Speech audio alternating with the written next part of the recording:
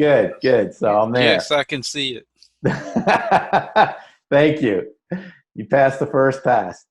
Okay, so this is a little bit of a background about myself. I'm going to go ahead and turn off my video here as I go through so that you don't have to stare at me waving my arms. Um, yeah, I'm here. This is where I live in Pittsburgh, New York. So I have 4 kids. You know, what are the things I like to do? I like to play hockey. I like to ski. I like to play golf. I was born here. I've been in New York State for forever, pretty much, almost. I mean, I had a military career. But aside from that, I've been here in New York State for quite a bit of my life. And so I went to Cornell University. I got my MS degree there. I joined the Air Force, and while in the Air Force, that's where I got into computers and got my computer science degree from University of Southern Mississippi.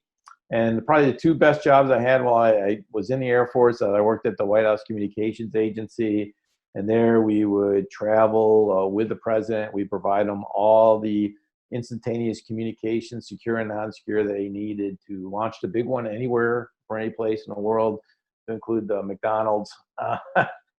But you know, that was a little bit of pressure intense. But the most pressure intense aspect of the environment was we provided all the audiovisual support to include, you know, we called it the lectern, which was the blue goose, and the presidential seal, teleprompters. So you didn't want a bad day was when the president got up and he started speaking and there was no sound coming out of the speakers, you know, so that would be a bad day. Fortunately, it didn't happen to me.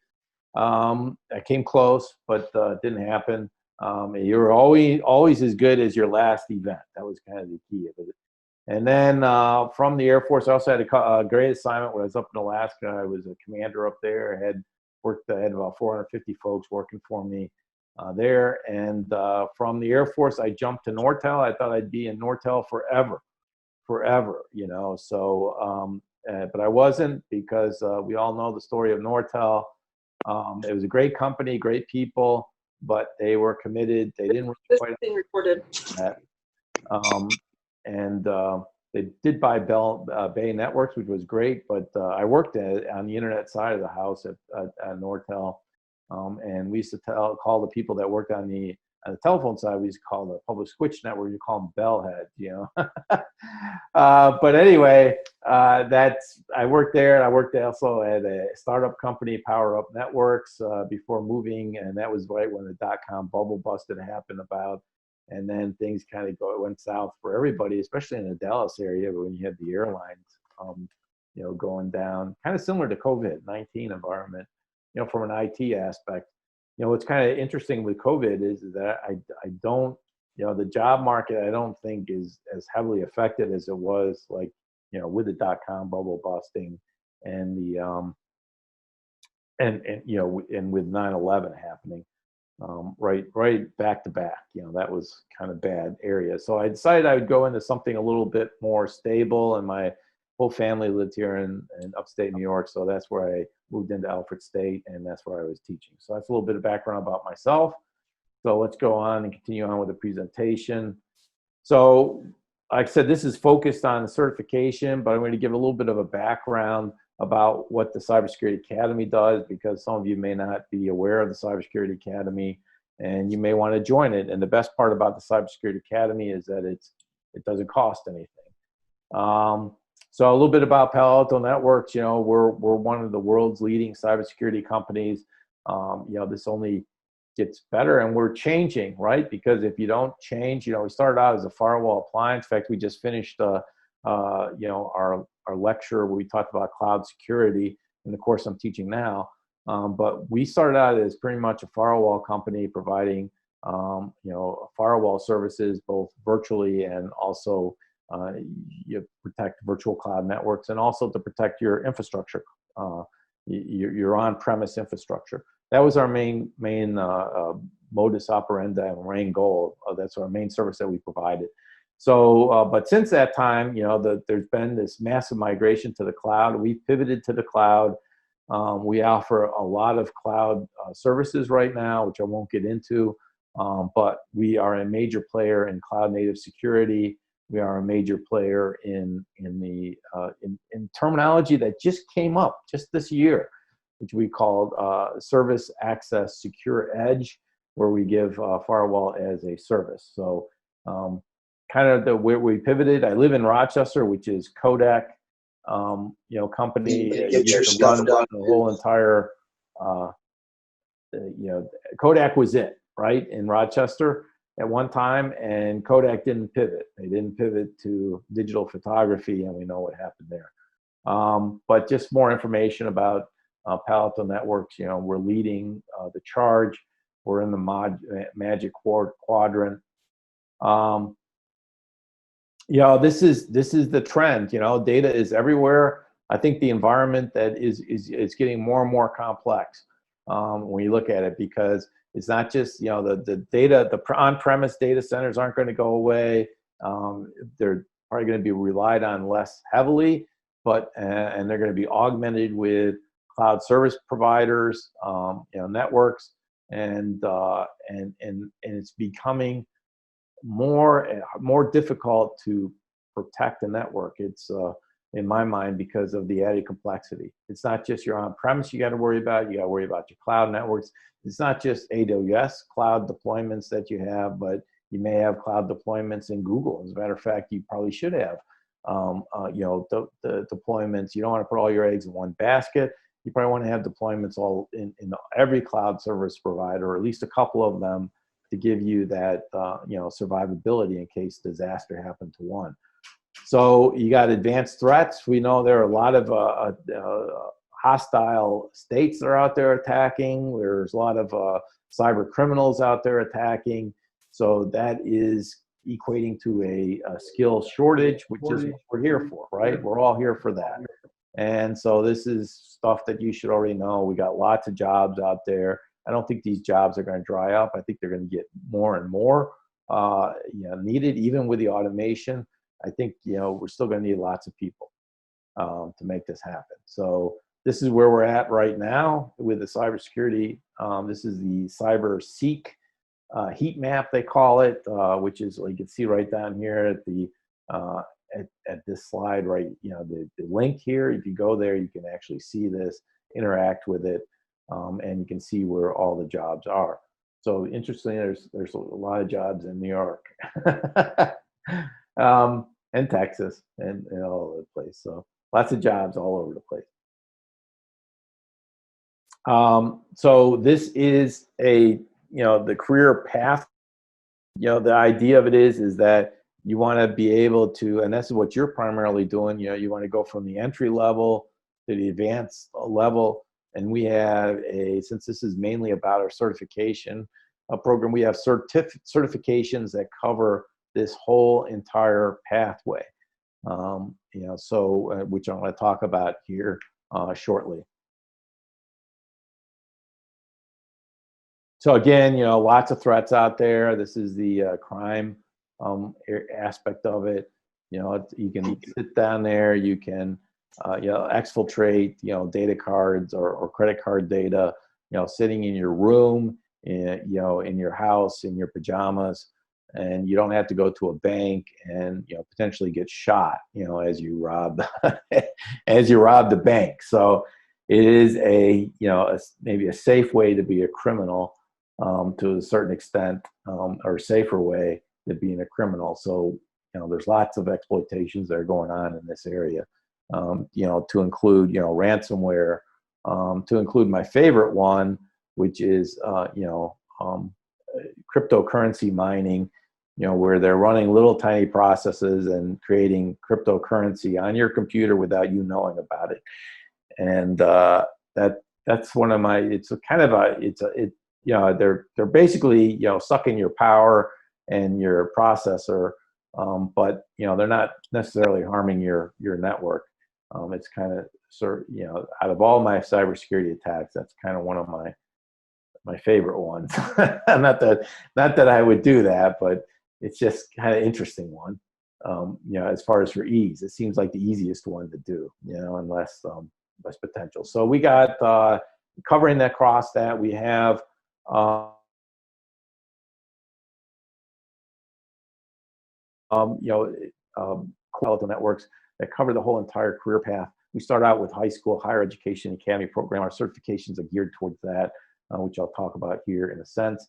If you want to find out more information about Cyber Aces, there's a great link right here, which I can post in the chat when we're done. That would be K through 12.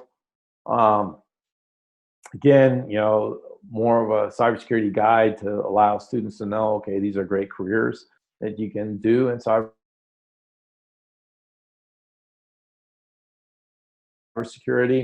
For that, you know, we equip the students with the knowledge, not just to do, you know, Palo Alto networks and handle Palo Alto networks, you know, products, but to defend the network, right? We're all in this together. You know, every one of us is in this together. You know, to include, you know, our, you know, other. Are we sucking data from anybody? So, you know, this is a total effort, you know, if we want to secure the networks. We're in lots of countries, so kind of idea there. These are some of the benefits that you have from the Academy program. So you get, you know, we have academic tracks, which align with a nice framework. We have technical tracks. This would be for non-traditional students where they want to pivot, you know, kind of interesting. And there's lots of students that are out there, especially, you know, in times of turbulence. You may have some students that are coming back. They don't want to necessarily go through, you know, all the academic. They just want to learn a new skill set. So that would be our technical track skills. We provide, you know, structured labs. We provide VM50 firewalls, all, you know, at no cost. And these are the two certifications that I want to talk about, new ones that we have coming up here. So this is our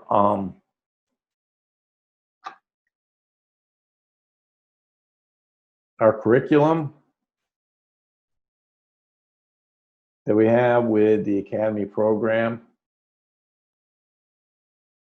And as you can see here, this is the first certification. This is the one that is aligned to the Academy program. And then we have our second certification here also aligned, which is a terrible drawing there. So let me go and just do the whole thing and go back. I can draw a circle. Maybe I can draw a circle. That's number 1 and number 2. Okay, so we are, you know, these are the Academy courses that build to this certification. This is a Pearson VUE certification, which you can take. It is basically, you can think of it, it combines networking and security plus and puts it into one certification. So in that sense, it's kind of cool. And I want to make sure I got my chat window open here. So if there's any questions coming in, I can answer the questions. Okay. So, and then we also, like I said, we have our technical track courses. We also have business track courses for business degrees, which, you know, kind of introduce people to the idea of cybersecurity, which is vitally important that managers understand it and the importance of it, because now with many of the laws in the states, the managers can be sued directly for negligence if they've not protected the network correctly. So all of our academic courses, and then in addition, our certifications align to the this nice cybersecurity workforce framework, the job roles in there. This is being used more and more by industry, especially for federal contractors to fill job positions, and also by the government, obviously, since they're the ones that developed it. As a matter of fact, I co-chair the subgroup for the training and certification. One of the things that we're looking into doing is mapping, you know, certificates to the cybersecurity workforce framework. Okay, so this is a certification roadmap that we've set up. So the first one is the PCCSA, okay, which I'm going to talk about in detail. And this one is for students or newcomers into the industry. Okay, so it's a great, you know, entry-level type of certification. It's great for programs that are at community colleges. I used to teach at Alfred State College. We had to teach to a wide array of students. Students that, some of them came in, they knew, they worked on, they loved IT, they maybe taken some technical courses in their high school. So we had to have courses available for them, and then you had to have available for students that maybe had never taken a course in information technology or in computers or anything. So you had to design a course, entry-level courses. Almost every college needs entry-level courses. So, and entry-level exams that go along with that. So that's what the PCCSA does. The PCNSA, it is, like I said, kind of a networking security plus combo course. It does contain, some proprietary technology aspects to it, but a lot of it is non-proprietary technology aspects, just, like subnetting, understanding protocols, understanding applications, the OSI, TCP/IP stacks, those type of aspects are covered in this certification. Then we move to the PCNSA. The PCNSA really gets heavily into the firewall setup, which is the next generation firewall, deep application inspection firewalls. Primarily, we have courses that are in our academy program that align to that. And then this is the, I would say, this used to be the only certification we had when I first came into the academy program. Coming up to, I'm in my 5th year now, so amazing. So the PCNSE, that was the only one that you had. And it's a tough test. I've taken it. It's a tough test. It's not easy. So we realized that we needed to have some type of building block to get to the PCNSA. I guess you'd say the PCCSA would be similar to the old, I don't think they do it anymore, but Cisco, when I was teaching in the academy program, they had the CCENT program, CCENT exam. And so I would say the PCCSA would be similar to the CCENT, which was the first of the 2 exams you could take to get your CCNA. I think now Cisco does everything with just CCNA, and I don't think they do the CCENT anymore. So the cool thing is, one of the things that we did is that we enabled, before COVID-19, we enabled all of our exams to be taken online. So the PCCSA, you can take it online with Pearson VUE, which is kind of nice, kind of cool. In that aspect, you don't have to go to a certification testing center. And this came out, like I said, right before COVID-19 came out, which was very apropos. You had to go through a whole, vetting, setting this up process with Pearson VUE, which we already did. So our exams are already online. All of the ones I just showed you before, the PCCSA, the PCNSA, and the PCNSE, all available online. So that kind of cool is you get a proctor. The proctor evaluates you, looks at you as you take the exam. So it's a really wonderful service. So all the information you can find about the exams is located here. Okay, and for the PCSA, there's a lot of resources that are available for you to use. It gives you like the exam format, you get that information. It tells you how to prepare for the exam. There's a study guide, which you can download. This is available to anybody. Yeah, I'm gonna get to the cost here in a second, Mark, because we got a special going on. Which is, we want people to take the exam, so we can keep on offering the exam, and then you can take the exam, like I said, online. And here's a slide dealing with the cost. It's not a 40% discount, it's actually a 50% discount now, and I'll show you the code that you got to put in there. But this is the learning path for PCSA certification. So here, as you can see, we got the 3 courses that are part of our academy program: the Foundation, Gateway, and Essentials. So you take those courses, and then you use the survival guide, which is available also in all those courses for free, and it's also available on our landing page, which I just showed you for free as well. And I can show you the survival guide here, I think. And this is a PDF version of our survival guide. I mean, it is a wonderful guide, I think. It breaks it up into the course offerings that we have. It is fully referenced. Everything in here is fully referenced. It is set up like an academic document, so you could use it as a text. It contains just a tremendous amount of information as I scroll through. And there's a test at the end. I'll ask you to tell me all the sections on it. I'm just kidding. But as I scroll through it, you can see that it covers, you know, a whole gamut of information. And we're constantly updating this. Version 3 is being replaced now with this version, version 4. But you can use either one of the versions right now. You can use them to prepare for the exam, either version 3 or version 4 for the PCCSA.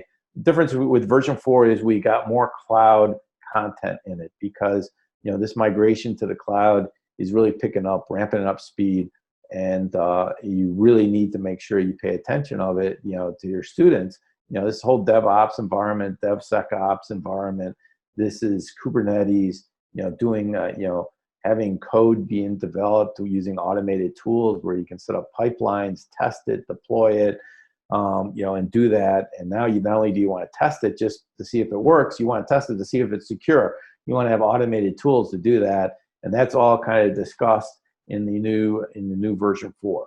So, but a lot of that content isn't included in the test because the test hasn't quite been updated with the cloud content. But that's one of the things that we're working on right now. So, but you can use either version 4 or version 3 to study for the test. So let's go back to the slides. Okay, so there you can see the cost, but the cost is even down more because it's like a 50% discount for it. But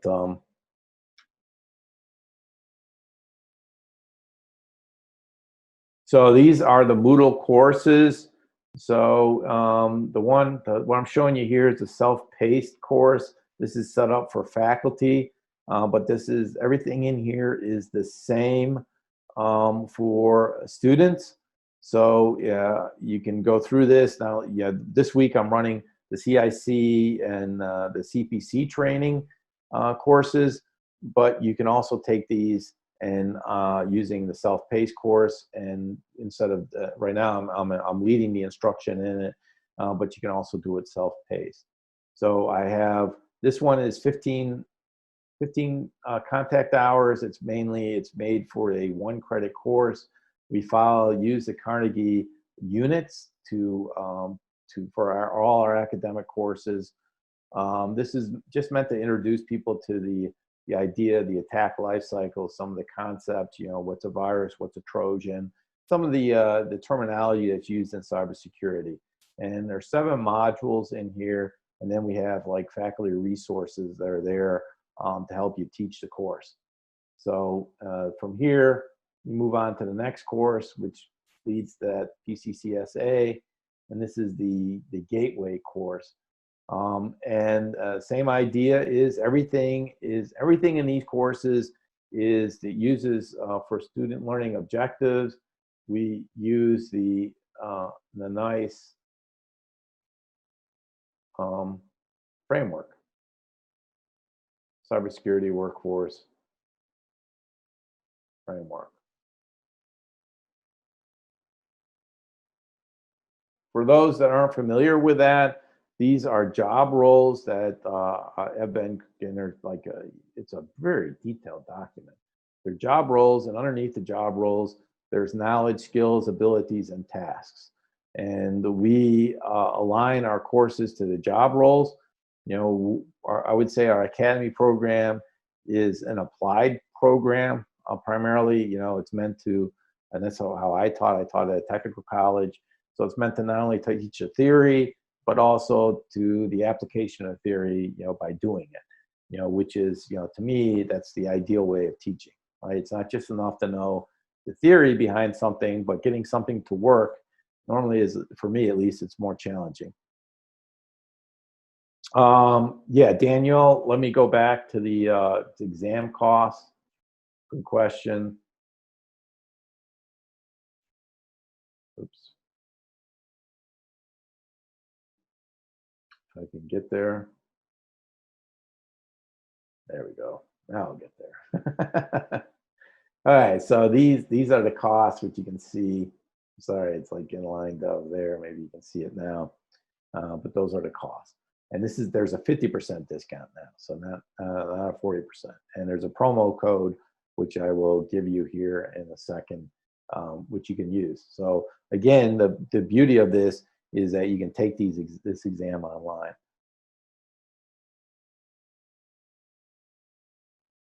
So the other aspect to which I really want to highlight is for the gateway course and the next course, which I'll show you, which is the essentials course, is this right here. So labs are built into the course, and for this upcoming academic year, they're available at no cost to your students. So, and I think they're really good labs. They have, 4 virtual machines in them, and it covers the gamut all the way from, TCP/IP stack all the way up to, configuring the firewall.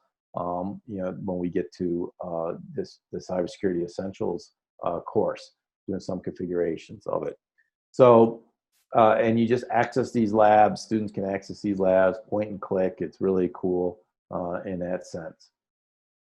So, and this is the Cybersecurity Essentials. The same thing is that, also you got faculty resources that help you teach the course. Oops, let me go in here. There we go. Not only do you have faculty resources, but you have assessments that are done. You have a syllabus. So the idea of it is that we want to package these courses up, so that all you have to do is teach. Everything's there for you to teach. So the other aspect to this is that if you're an Academy member, you can take the content of these courses and use it in upload it to another LMS, your LMS, and use it in an existing course. I know that's one of the things that was always difficult when I was teaching at Alfred State is that developing new courses. So you don't want to have a lot of new courses, from an administrative aspect, because then you cannibalize a lot of your students. Right? You only have so many students. You can't keep your classes full. So that would be one aspect, and then it's also a process to go through that. Yeah, to be an Academy member, if you just send me an email and I will put you in touch with, I'll put my email address in here now, just in case you got any questions. So it's a really simple process. Our Academy agreement is online, as a matter of fact. We don't care who signs it. I know it sounds bad, doesn't it? But obviously you want to make sure that it's somebody authorized at your community college or at your college. You want to make sure that it's somebody that's authorized to do that. I know it's the same setup that VMware has, and I can remember where I was going to become a VMware Academy, and I did something that was my Air Force training would would tell me not to do, and the Air Force training was, if you don't like the answer, don't ask the question. So but I did. I was a good guy, and I asked the question, can I do this? And then of course I got, no, you can't. You take somebody, the dean's got to do it, and then of course it slows everything down. But our Academy agreement is very, it's really no cost. It's really safe. So it's a streamlined process as much as you can get to it. Okay, so let's see, that takes care of that.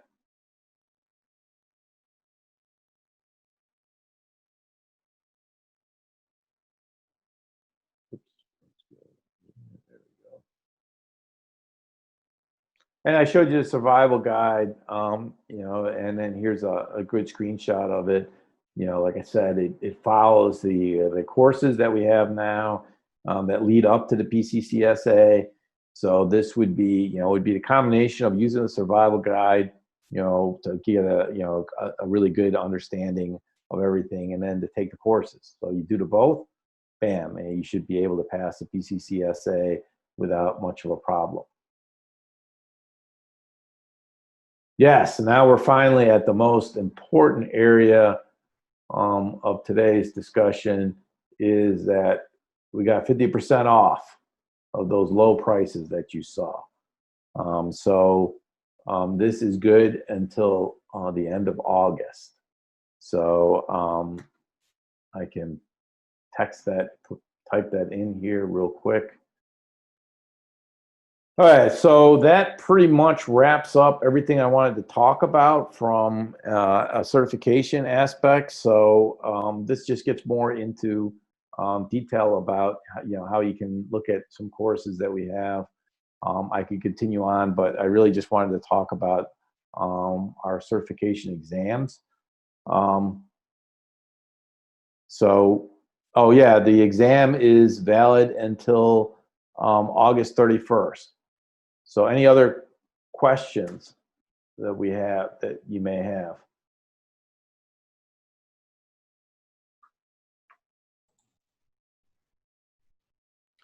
Hey, Jim, this is Matthew Cloud. We haven't talked in a long time, but it's good to see actually see you. I'll turn on my video for just a second too. So, hi. Oh, there you are, man. How's it We've going? talked for many years. Yeah. We're actually redeveloping our curriculum right now for the next year. And something I keep forgetting to ask about is the nice mapping. I know it maps. Is there a document somewhere that just... Yeah, like if you go over to the course, I'll show it to you. And are you an academy? We are finally officially an academy after how many years? Cool. Absolutely cool.